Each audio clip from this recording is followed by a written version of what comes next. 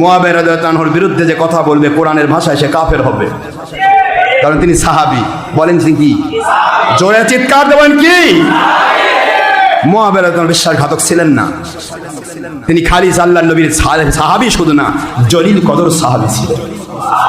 নিজ হাত দিয়ে যে কিতাব পড়ে আজকে ওহাবি খারেজির বাচ্চারা মুআবিয়ার বিরুদ্ধে কথা বলছো, সেই কোরআন হাদিস তিনি নিজ হাত দিয়ে লিখেছেন, কাতেবে ওহী। নিজের হাত দিয়ে পাথরে খোদাই করেছেন, নিজের হাত দিয়ে তিনি গাছের মধ্যে খোদাই করেছেন, নিজের হাত দিয়ে চামড়ার উপর খোদাই করেছেন। আমার আল্লাহর দেওয়া বিধান তিনি নিজে লিখেছেন।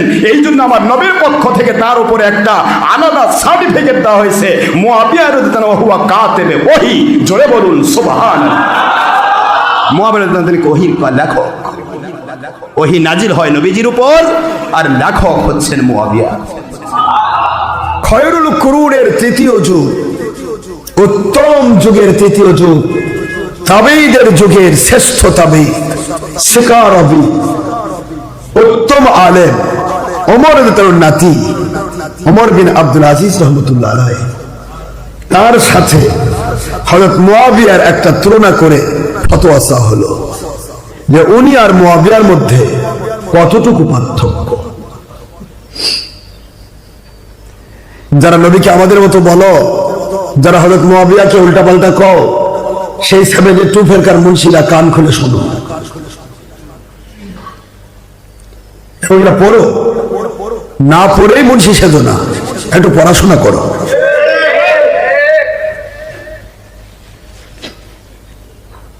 হযরত আব্দুল্লাহ ইবনে মুবারক রাহমাতুল্লাহ আলাইহি এবং আবু হানিফা রাহমাতুল্লাহ আলাইহি সবাই একযোগে ফতোয়া দিলেন। কি ফতোয়া দিলেন? হযরত মুআবিয়া রাদিয়াল্লাহু তাআলা আনহু উনি তো কাতেবে ওহী, ওহীর লেখক, ওনার মূল্য তো অনেক বড়, উনি জলিল কদর সাহাবী, সুবহানাল্লাহ বলেন। কিন্তু একজন আরব যাযাবর নিম্নমানের একজন সাহাবী, আদনা সাহাবীও যদি আমার নবীর দরবারে যারা যাতায়াত করতেন, যে ঘোড়া দিয়া, ওই ঘোড়াটা নয়, ঘোড়ার শরীর নয়, ঘোড়ার পা নয়, পায়ের খুঁড়া নয়, ওই খুঁড়া দিয়ে যে ধুলিগুলো উড়ে যায়, এই উড়ন্ত ধুলির সাথে ওমর বিন আব্দুল আজিজ এবং কিয়ামত পর্যন্ত কোনো মানুষের তুলনা করা যাবে না, কারণ তার একটাই পরিচয়, তিনি দুজাহানের বাদশা, আখেরি নবী মুহাম্মদুর রাসূলুল্লাহ সাল্লাল্লাহু আলাইহি ওয়াসাল্লাম, ওনার সাহাবী।